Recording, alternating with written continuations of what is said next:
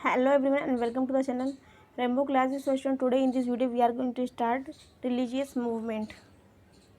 क्या स्टूडेंट हम पढ़ेंगे रिलीजियस मूवमेंट के बारे में। किसके बारे में पढ़ेंगे स्टूडेंट? रिलीजियस मूवमेंट के बारे में। Religious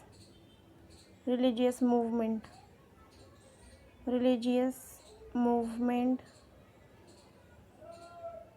today we are discuss. Okay student, तो रिलीजियस मूवमेंट हम पढ़ लेते धार्मिक आंदोलन के बारे में। तो धार्मिक आंदोलन की सीरीज़ में 10 क्वेश्चन की सीरीज़ लेकर के आई हूँ। ठीक है, समझते हैं क्वेश्चन नंबर 41 को और 50 क्वेश्चन तक हम समझेंगे। देखिए 41 में क्या कहा गया है क्वेश्चन में कि निम्नलिखित में से किस स्थान की यात्रा जो थी बुद्ध ने नहीं की थी। बुद्ध ने नहीं किस स्थान की, निम्नलिखित में से किस स्थान की यात्रा गौतम बुद्ध में जो है नहीं की थी। तो पहले लिखा हुआ है वैशाली, बी में लिखा हुआ है कपिलवस्तु, सी में लिखा कौशाम्बी और डी में लिखा उज्जैनी।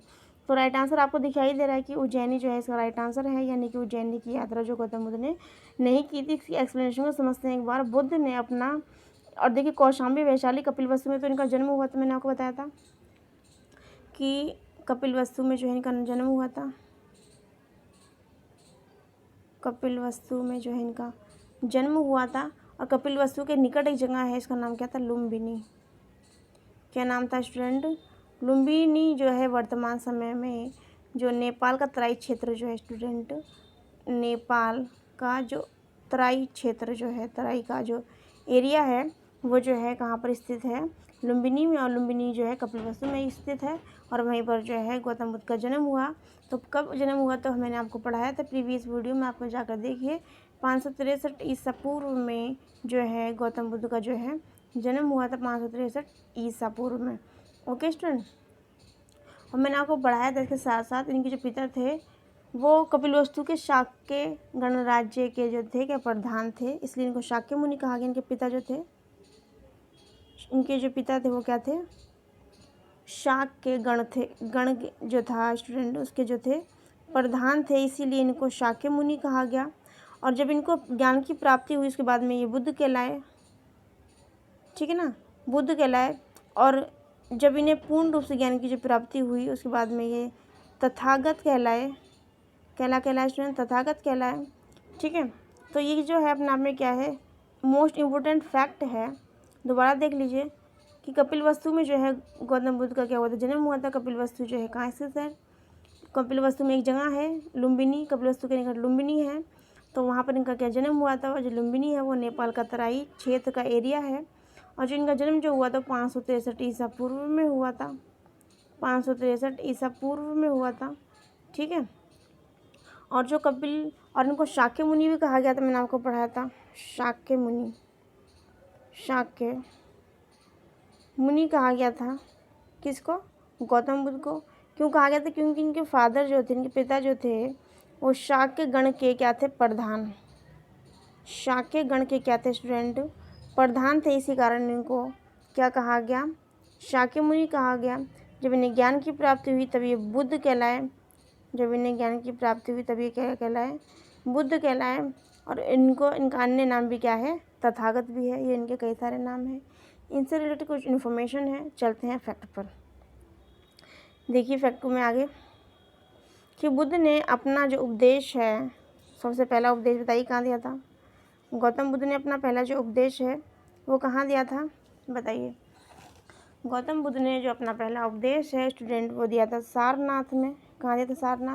सारनाथ के अलावा यदि आपके क्वेश्चन पेपर में आ जाए ऋषिपत्तनम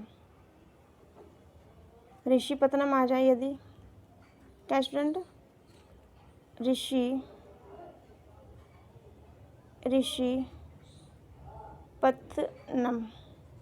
यदि ऋषिपत्तनम आ जाएगा तब भी इसका आंसर क्या होगा? यही होगा कि इन्होंने जो पहला उपदेश हुआ दिया था वो ऋषिपत्तनम में दिया था या फिर सारनाथ में दिया था। सारनाथ में दिया था। इसके अलावा एक जगह और है, क्या नाम है? वाराणसी। यदि आपको इन तीनों ऑप्शन में से कोई एक ऑप्शन मिल जाता है, वाराणसी, ऋषिपत्तनम और सारनाथ, तो यही तीनों आंसर क्या आएंगे? ठीक होंगे। ठीक है, यदि आपको तीनों में से कोई एक ऑप्शन मिल जाता है तो आप इसको राइट टिक कर देंगे। यहाँ पर इनको क्या मिले थे? 5 ब्राह्मण मिले थे और उन्होंने उनको अपना शिष्य बनाया था। सारनाथ से इसके बाद में ये वाराणसी गए थे और यहाँ पर एक यश नामक एक जो था धनी श्रेष्ठीपुत्र था, उन्होंने जो है अपनी शिक्षा दी और उसको अपना शिष्य बनाया, किसको? यश नामक व्यक्ति को। उसके बाद में वो कहाँ पहुँचे? उसके बाद में वो राजगृह, ठीक है। उसके बाद में उन्होंने तृतीय और चतुर्थ जो है वर्षा काल वहाँ पे बिताया। और बिंबिसार जो अजात शत्रु जो थे उनके पोते थे ये बिंबिसार जो इस समय मगध राजा थे उस टाइम पर, उनके निवास के लिए बिंबिसार ने बेलूवन नामक एक विहार बनाया। राजगृह में ही रहते हुए उन्होंने एक बार अपने जो उनका गृह नगर जो था, जहाँ पे उनकी पैदाइश हुई थी, जहाँ पे उनका जन्म हुआ था, कपिलवस्तु, मैंने भी आपको पढ़ाया था, कपिलवस्तु की भी उन्होंने यात्रा की, जहाँ अपने परिवार के सभी लोगों को इन्होंने अपने मत में दीक्षित किया, ठीक है। राजगृह से चलकर बुद्ध लिच्छवियों की राजधानी वैशाली भी पहुँचे। बुद्ध लिच्छवियों की राजधानी कहाँ पे थी स्टूडेंट?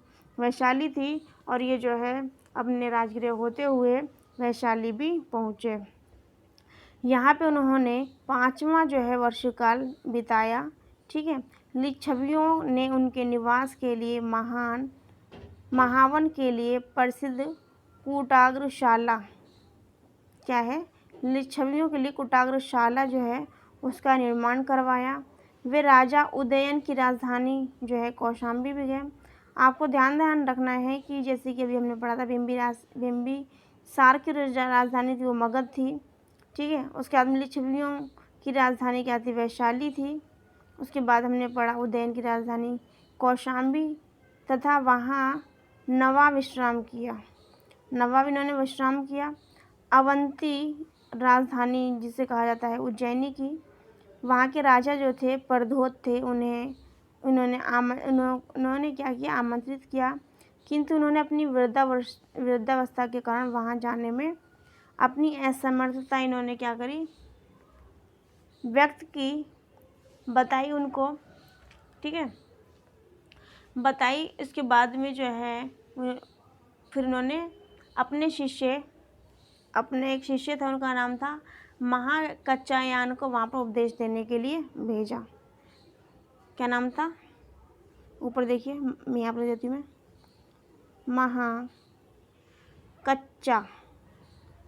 महाकच्चायन नामक एक जो थे इनके क्या थे? शिष्य थे। और उन्होंने वहाँ पर अपनी जो शिक्षा थी उसको और जिनके उपदेश थे उनको भेजा देने के लिए।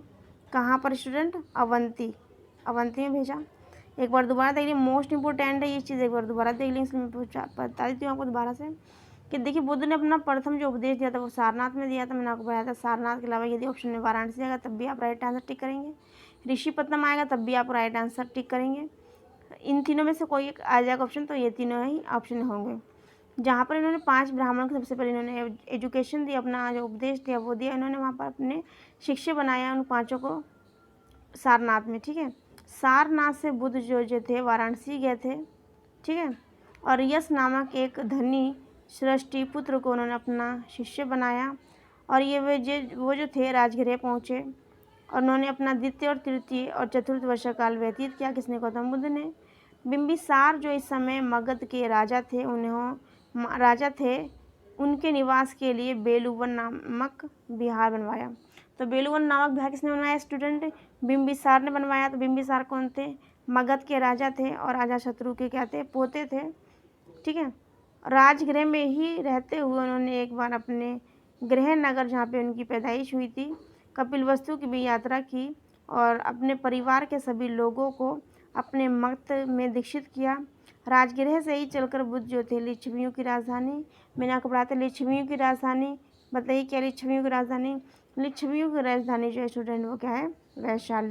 वैशाली भी पहुँचे। यहाँ उन्होंने अपना 5वां जो था वर्षाकाल बिताया। लिच्छवियों ने उनके निवास के लिए महावन के प्रसिद्ध कूटाग्रशाला का निर्माण करवाया। देखिए, बेलूवन जो था वो निर्माण करवाया था बिंबिसार ने, और कूटाग्रशाला जो है वो निर्माण करवाया था लिच्छवियों ने। और लिच्छवियों की राजधानी क्या थी स्टूडेंट? वैशाली थी। कूटाग्रशाला का निर्माण करवाया। वे राजा उदयन की राजधानी कौशाम्बी भी गए।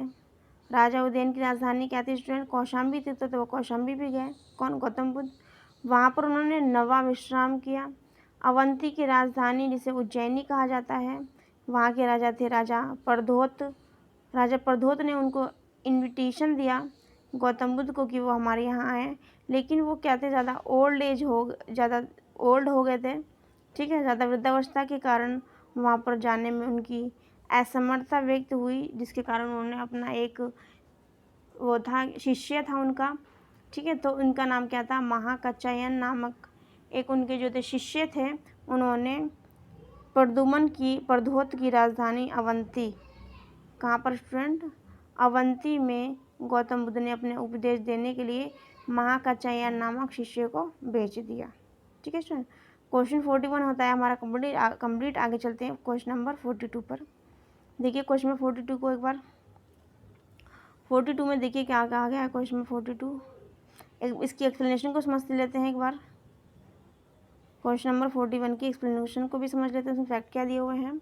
लिखा हुआ, बुद्ध ने सबसे अधिक शिष्य जो है कौशल राज्य में ही बनाए थे। कौशल में उनके जो सबसे ज़्यादा जो शिष्य थे वो कहाँ बने थे स्टूडेंट, कौशल में बने थे। इन्होंने सर्वाधिक वर्षा काल जो है कौशल राज्य में ही व्यतीत किया। जाहिर है जब वो जहाँ पर ज़्यादा टाइम व्यतीत करेंगे तो वहाँ पर उनके अनुयायी उनके शिष्य बढ़ेंगे। तो कौशल में इन्होंने सबसे ज़्यादा टाइम व्यतीत किया और कौशल में ही सबसे ज़्यादा इनके शिष्य बने। बुद्ध ने अपने जीवन के अंतिम वर्षा ऋतु जो है वैशाली में ही बिताई थी। उन्होंने अपना अंतिम टाइम कहाँ बिताया था, वैशाली में बिताया था। निम्न में से थेरवाद या स्थाविरवाद किसे कहते हैं, यही जूम कर लेती हूँ, देखिए एक बार। बस देखिए 42 क्वेश्चन में कहा हुआ है कि थेरवाद, क्या स्टूडेंट, थेरवाद या फिर स्थाविरवाद किसे कहते हैं, थेरवाद या फिर स्थाविरवाद किसे कहते हैं। स्थाविरवाद पहले लिखा हुआ महायान को, बी में लिखा है हीनयान को, या फिर वज्रयान को, किसको, वज्रयान को, या फिर तंत्रयान को, किसको स्टूडेंट, तंत्रयान को। तो देखिए इसका राइट आंसर आपको दिखाई दे रहा है कि ये किसको बता रहे हैं, कह रहे हैं कि थेरवाद या फिर स्थाविरवाद किसे कहा गया है। तो किसको कहा गया स्टूडेंट, हीनयान को कहा गया है थेरवाद या फिर स्थाविरवाद। इसके फैक्ट को समझते हैं। राइट आंसर इसका 42 का क्या है, बी है। द्वितीय बौद्ध संगति के समय भिक्षु संघ जो था दो संप्रदायों में क्या होगा, विभाजित हो गया। दो संप्रदाय में क्या हो गया, डिवाइड हो गया। परंपरागत विनय में आस्था रखने वाले को जो पुराने ज़माने के जो विनय में आस्था रखने वालों को संप्रदाय स्थाविर अथवा थेरावादी तथा परिवर्तन के साथ विनय को स्वीकार करने वालों का जो संप्रदाय था वो क्या था, महासंघिक था, या फिर इसका दूसरा नाम भी था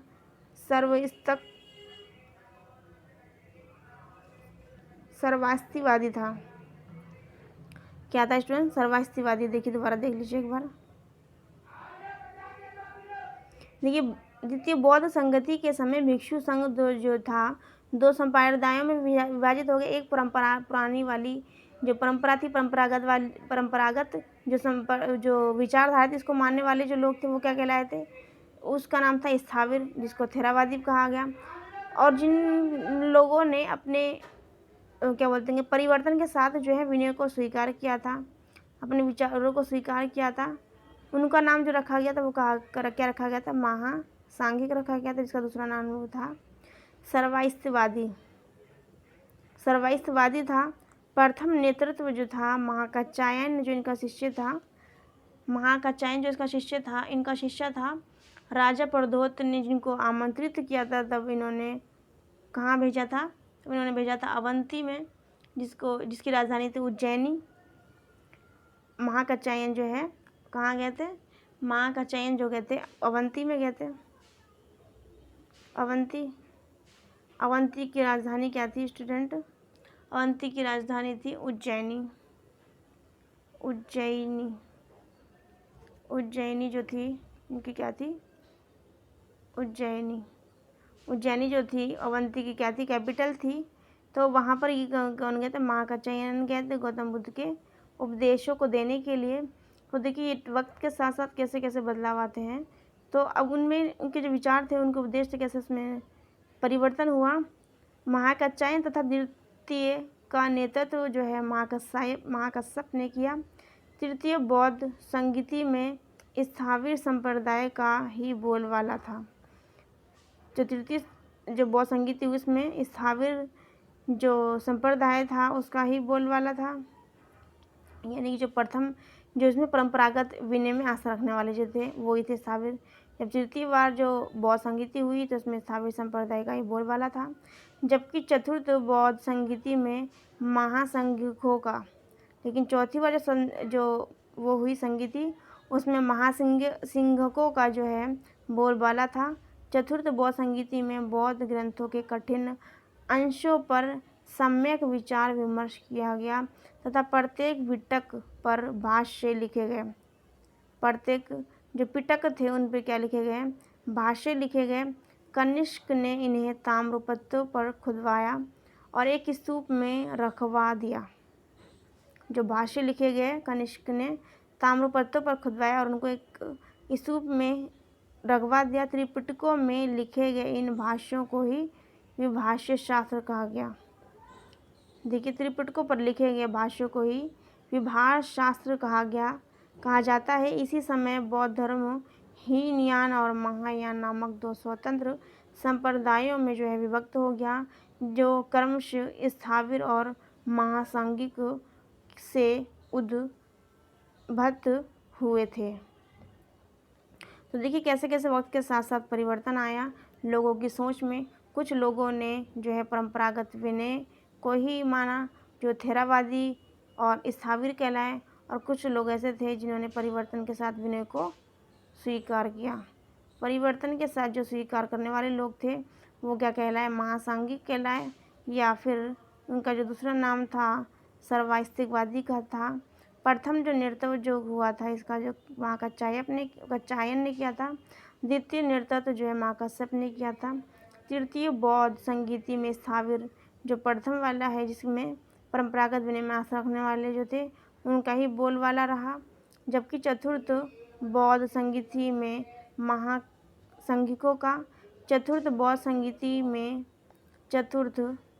संगीति में बौद्ध धर्म के कठिन अंशों पर सम्यक विचार विमर्श किया गया और प्रत्येक पिटक पर जो है भाष्य लिखे गए।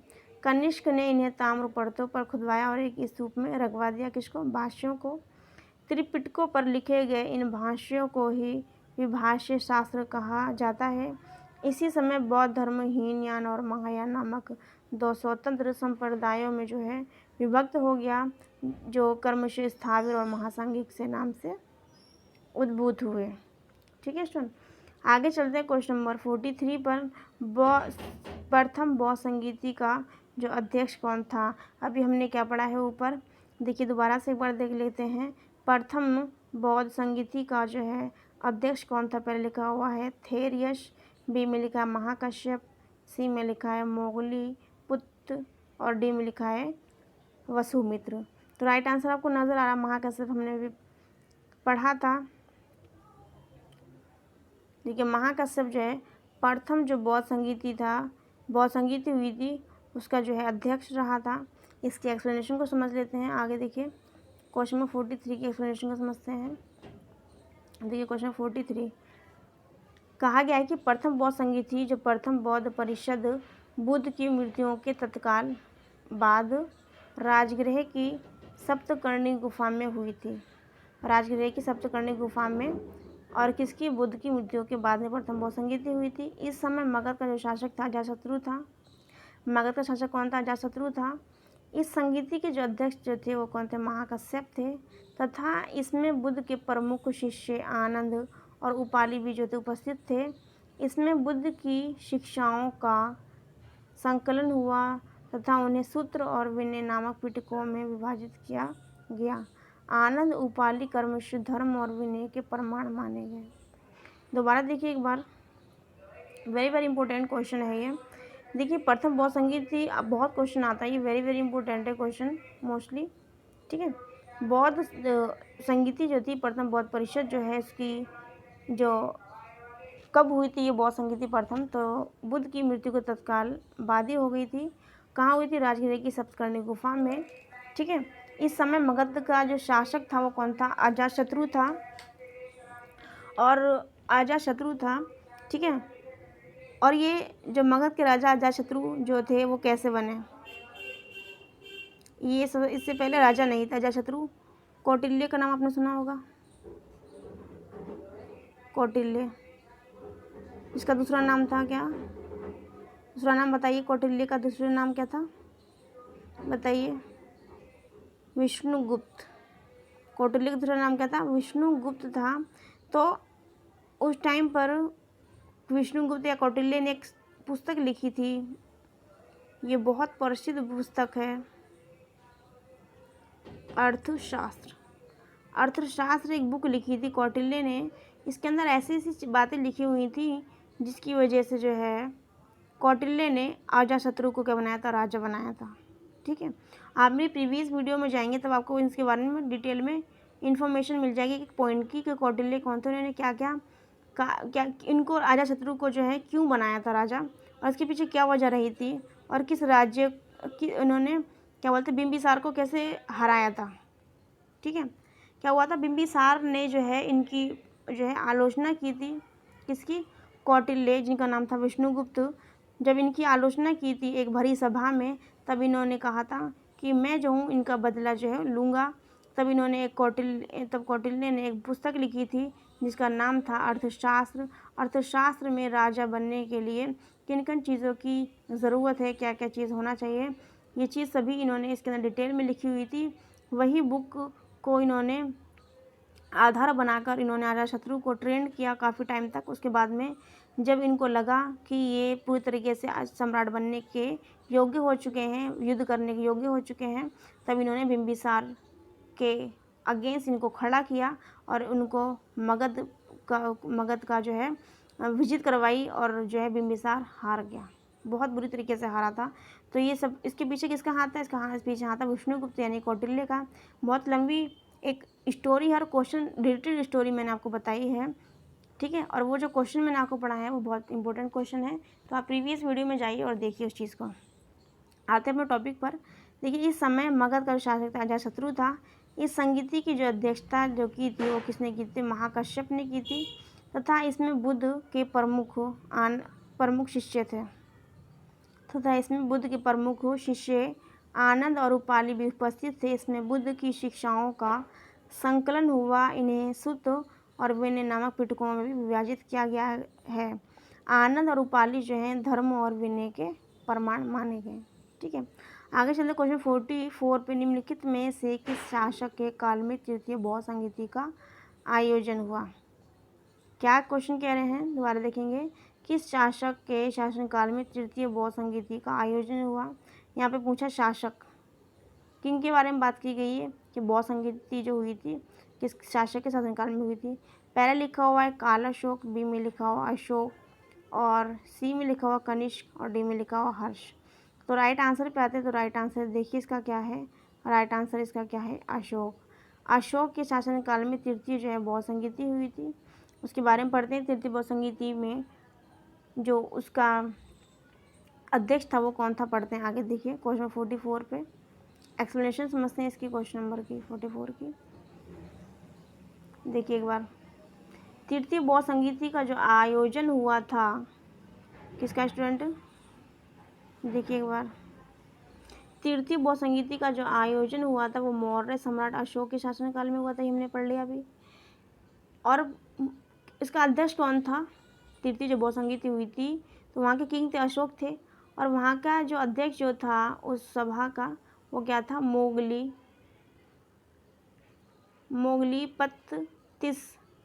मोगलीपत्तिस की अध्यक्षता में पाटलिपुत्र में जो तृतीय जो है बौद्ध संगीति हुई थी।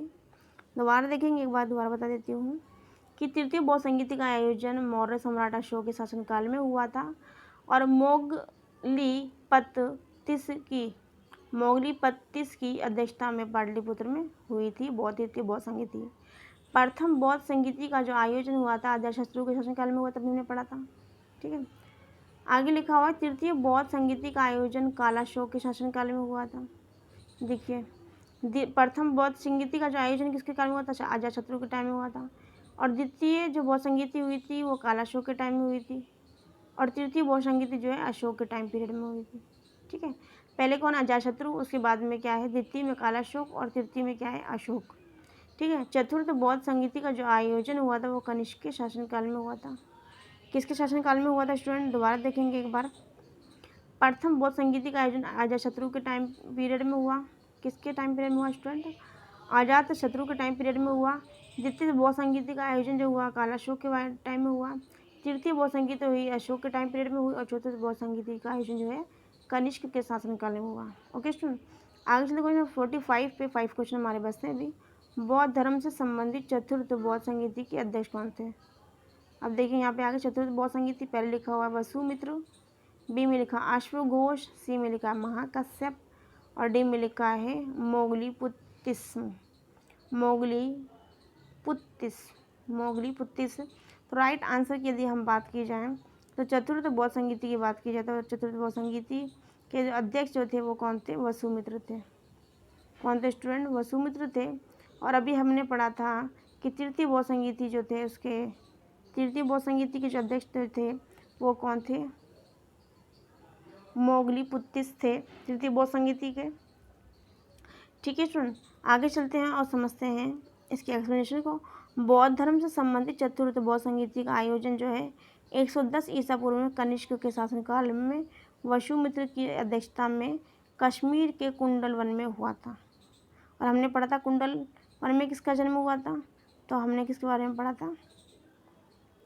वर्धमान महावीर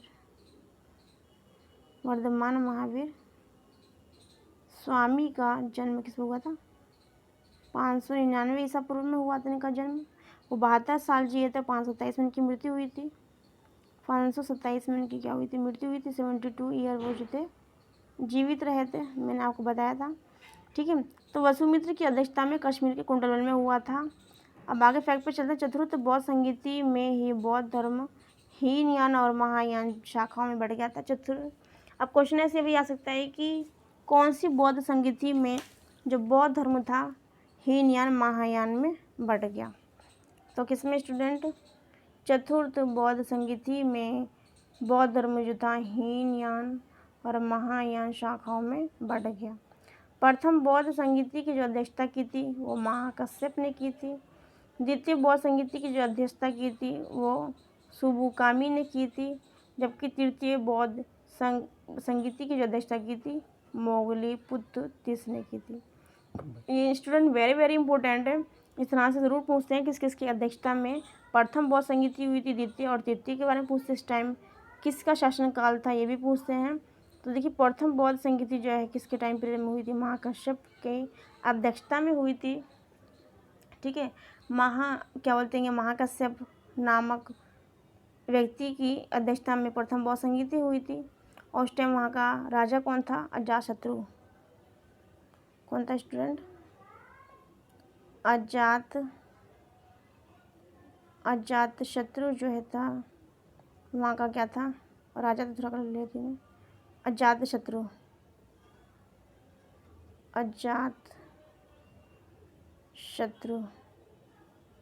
अजातशत्रु के टाइम में महाकश्यप की अध्यक्षता में प्रथम बौद्ध संगीति हुई थी। द्वितीय जो बौद्ध संगीति हुई थी वो जो है किसकी अध्यक्षता में हुई थी? सुबुकामी की। और उस टाइम वहाँ का राजा कौन था स्टूडेंट? कालाशोक। क्या स्टूडेंट? कालाशोक था। तृतीय बौद्ध संगीति यदि बात की जाए तो तृतीय बौद्ध संगीति के शासन टाइम में जो वहाँ का राजा जो था वो कौन था? अशोक। कौन था स्टूडेंट? अशोक। और चतुर्थ बौद्ध संगीति जो थी वो कब हुई थी?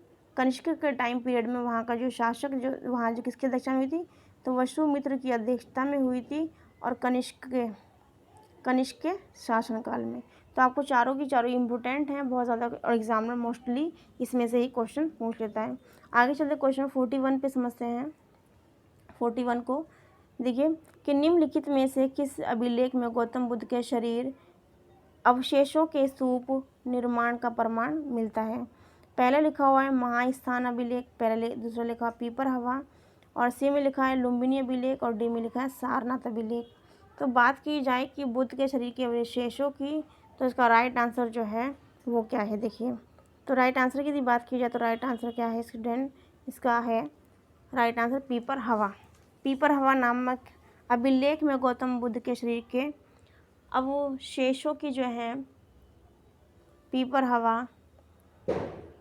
हवा अभिलेख में गौतम बुद्ध के शरीर के अवशेषों के स्तूप निर्माण का जो है प्रमाण मिलता है। ठीक है, बुद्ध के अवशेषों पर निर्मित 8 अवशेषों में से एक का निर्माण कपिलवस्तु के शाक्यों ने जो है किया था। जो पीपर हवा है, ठीक है स्टूडेंट, कपिलवस्तु जहाँ पे इनकी जन्मस्थली है, कपिलवस्तु जो है कपिलवस्तु के शाक्य जो थे, कपिलवस्तु के शाक्य जो थे, शाक्यों ने जो है इसका निर्माण करवाया था। किसका स्टूडेंट? पीपर हवा का जो है निर्माण किसने करवाया था? कपिलवस्तु के शाक्यों ने। दोबारा देख लीजिए, लिखा हुआ है गौतम बुद्ध के शरीर के अवशेषों पर स्तूप निर्माण का जो प्रमाण मिलता है तो कहाँ मिलता है? अभिलेख कहाँ मिलता है स्टूडेंट? पीपर हवा में मिलता है। पीपर हवा अभिलेख, पीपर हवा अभिलेख जो है वो कपिलवस्तु के जो शाक्य जो थे उन्होंने जो है पीपर हवा नामक अभिलेख बनवाया था। और पीपर हवा अभिलेख में जो है गौतम बुद्ध के शरीर के अवशेषों के बारे में पता चलता है। ठीक है स्टूडेंट, क्वेश्चन नंबर 46 जो है हमारा ये होता है हमारा कंप्लीट। आगे चलते हैं, इसकी एक्सप्लेनेशन को समझते हैं। देखिए एक बार कि पीपर हवा अभिलेख, देखिए एक बार मुझे कलर ले लेती हूँ। पीपर हवा अभिलेख में गौतम बुद्ध के शरीर पर अवशेषों पर स्तूप निर्माण का प्रमाण मिलता है। बुद्ध के अवशेषों पर निर्मित 8 अवशेषों में से एक का निर्माण जो है कपिलवस्तु के शाक्यों ने करवाया था। उसका नाम क्या है स्टूडेंट? पीपर हवा। पीपर हवा क्या है? एक ऐसा अभिलेख है जहाँ इसका निर्माण कपिलवस्तु के शाक्यों ने करवाया। मैंने अभी आपको बताया। महापरिनिर्वाण सूत्र में बुद्ध के शरीर धातु के दावेदारों के नाम निम्नलिखित हैं। मगध के नरेश जो है अजातशत्रु, कपिलवस्तु के शाक्य वैशाली के लिच्छवी, ठीक है। उसके बाद में क्या है? वेठ द्वीप के ब्राह्मण, अलकप के बुली और पावा के मल, पिपलीवन के मौर्य और गाम के कोलिये। ठीक है, तो महापरिनिर्वाण सूत्र में बुद्ध की शरीर धातु के दावेदार। मैंने आपको पढ़ाया था महापरिनिर्वाण किसे बोलते हैं? महापरिनिर्वाण जब बोलते हैं जब व्यक्ति का जीवन जो है, गौतम बुद्ध का जो जीवन जो है मृत्यु चक्र से मुक्त हो जाता है। मुक्त हो जाने को ही क्या कहा गया था? महापरिनिर्वाण कहा गया था। आगे चलते हैं क्वेश्चन नंबर 47 पे। देखिए 47 में क्या पूछा हुआ है, क्या कहा गया है।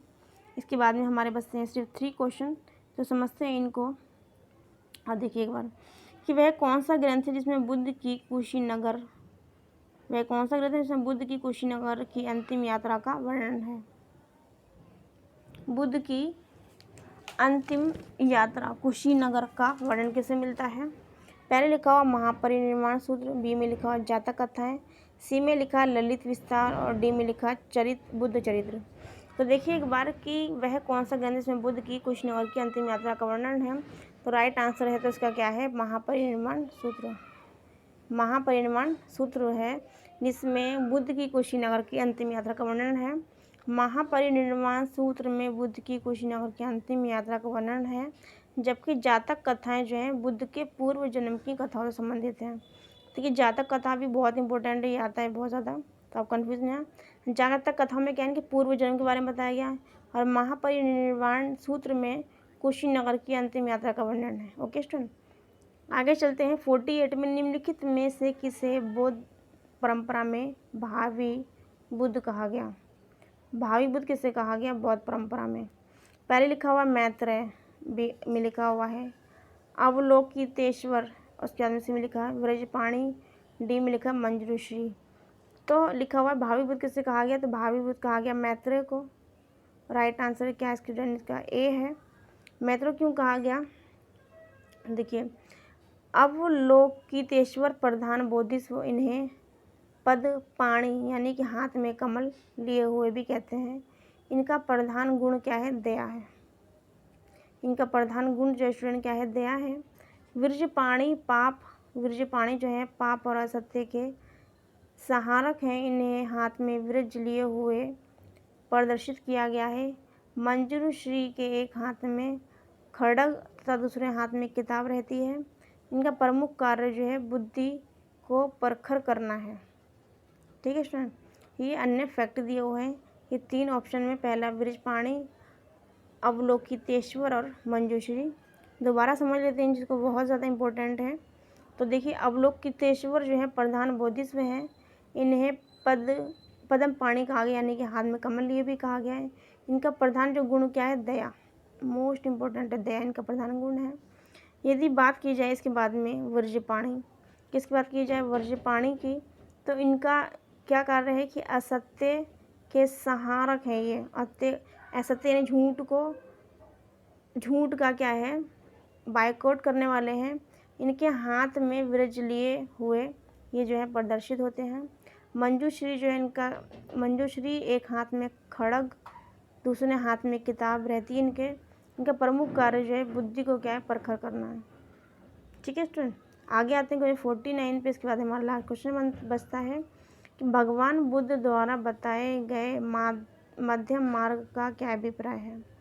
भगवान बुद्ध के द्वारा बताए गए मध्यम मार्ग का क्या अभिप्राय है। पहला क्या है, दुख और सुख के बीच का मार्ग। बी में क्या है, आत्मा परमात्मा के बीच का मार्ग। स्वर्ग प्राप्ति का मार्ग, ना अधिक काम भोग और ना अधिक काया कलेश। राइट आंसर की यदि बात की जाए तो राइट आंसर आपको नज़र भी आ रहा है कि भगवान बुद्ध द्वारा बताए गए मध्यम मार्ग का अभिप्राय क्या है, ना अधिक काम भोग और ना अधिक काया कलेश।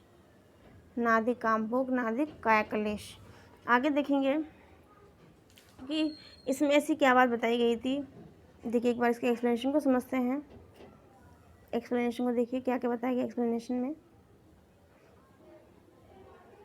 कि बुद्ध ने अष्टांगिक मार्ग के अंतर्गत अधिक सुखपूर्वक जीवन व्यतीत करना या अत्यधिक काया कलेश में संलग्न होना दोनों को जो है वर्जित बताया है।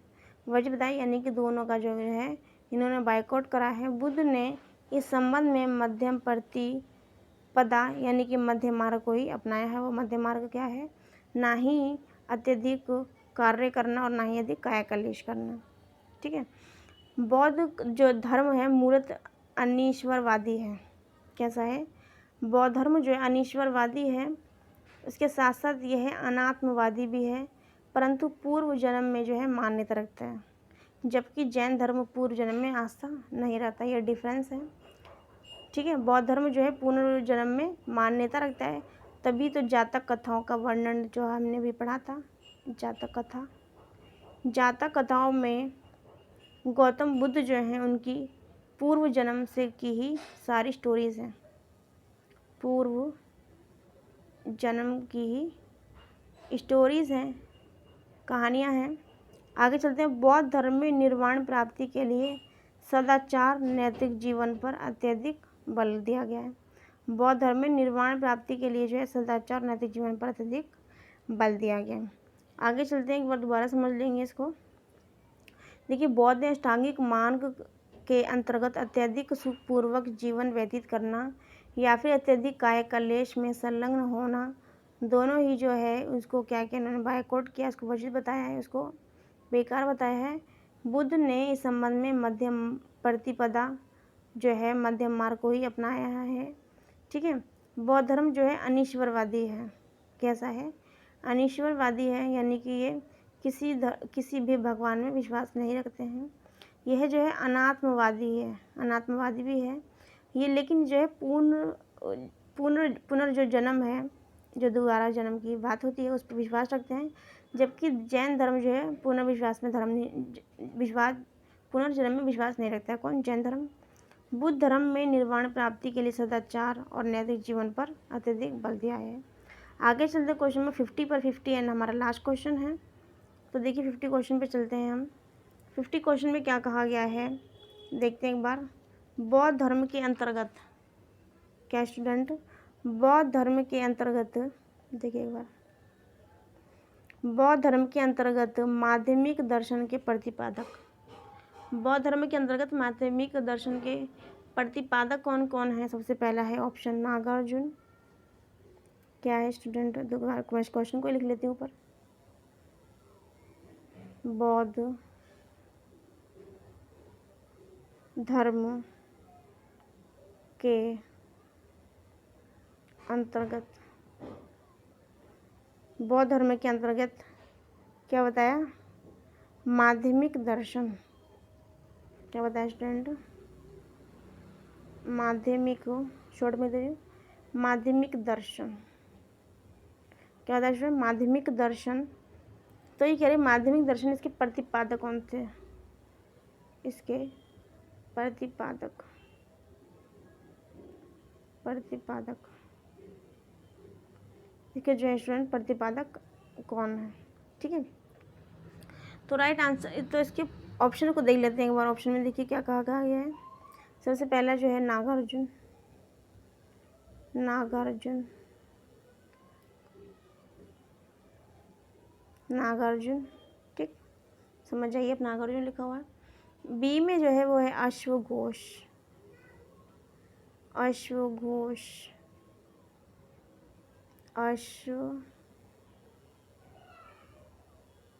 अश्वघोष, ठीक है, अश्वघोष है। उसके बाद में क्या है, उपगुप्त, उपगुप्त,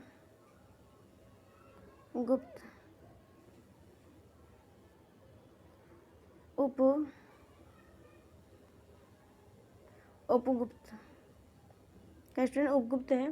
उसके बाद में डी की यदि बात की जाए तो वह है धर्म कीर्ति, धर्म कीर्ति, क्या स्टूडेंट, धर्म कीर्ति, धर्म कीर्ति, ठीक है।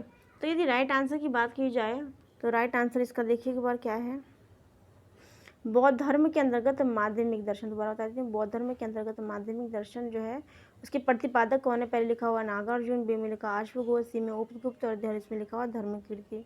तो राइट आंसर जो है स्टूडेंट वो क्या है, धर्म, नागार्जुन। नागार्जुन जो है, नागार्जुन ने ही बौद्ध धर्म के अंतर्गत माध्यमिक दर्शन जो है उसका प्रतिपादन किया था, ठीक है स्टूडेंट। और बौद्ध, इसके अलावा जो माध्यमिक दर्शन जो है उसका एक और नाम भी है, वो देखिए क्या क्या नाम है, देखिए समझ लेते हैं एक बार।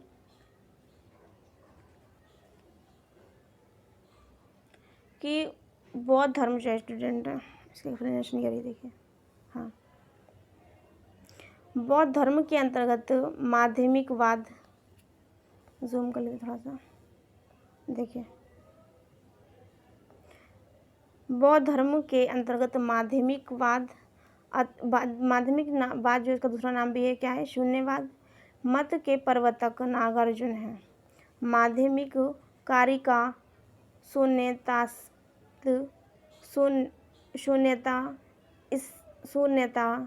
सप्तति या फिर विग्रह व्यावर्तनी इनकी जो है प्रसिद्ध रचनाएं थी। कैसा संस्कृत में टिपिकल नाम है इनके। पहला क्या है, दोबारा देख लीजिए, बौद्ध धर्म के अंतर्गत माध्यमिकवाद, जिसका दूसरा नाम क्या है, शून्यवाद मत के प्रवर्तक जो है नागार्जुन ही हैं, ठीक है। माध्यमिक कारिता या फिर शून्यता सप्तति या फिर विग्रह वर्तनी इनकी जो है प्रमुख रचनाएं हैं। आगे फैक्ट में देखें, विज्ञानवाद, जिसका दूसरा नाम है योगाचार मत की स्थापना जो है मैत्रेयनाथ ने की थी। मैत्रेय का जो दूसरा नाम जो है मैत्रेयनाथ, भी आपको कंफ्यूज नहीं होना है। काल चक्रायन का प्रवर्तक जो है मंजूश्री को माना गया है। काल चक्रायन का जो प्रवर्तक है मंजूश्री को माना गया है। सहजयान संप्रदाय की जो स्थापना है 10वीं शताब्दी में कहाँ हुई थी, बंगाल में। सहजयान संप्रदाय की जो स्थापना है 10वीं शताब्दी में कहाँ हुई थी स्टूडेंट, बंगाल में थी। बंगाल में दोबारा समझेंगे एक बार इसको। बौद्ध धर्म के अंतर्गत माध्यमिकवाद, इसका दूसरा नाम जो है क्या है, शून्यवाद है।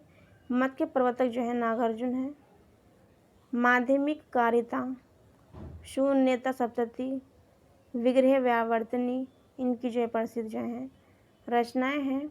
विज्ञानवाद, जिसका दूसरा नाम क्या है, योगाचार मत की स्थापना जो है मैत्रेय ने की है। मैत्रेय का दूसरा नाम जो है मैत्रेय नाथ भी है, आपको कंफ्यूज नहीं होना है। कालचक्रायन का प्रवर्तक मंजूश्री को माना गया है। कालचक्रायन का जो प्रवर्तक है मंजूश्री को माना गया है। सहजयान संप्रदाय की स्थापना 10वीं शताब्दी में बंगाल में हुई थी। सहजयान संप्रदाय की स्थापना 10वीं शताब्दी में कहाँ हुई थी स्टूडेंट, बंगाल में हुई है, बंगाल में हुई थी। 50 क्वेश्चन की सीरीज़ होती है कंप्लीट, आगे हम लेके आएंगे 10 क्वेश्चन की सीरीज़।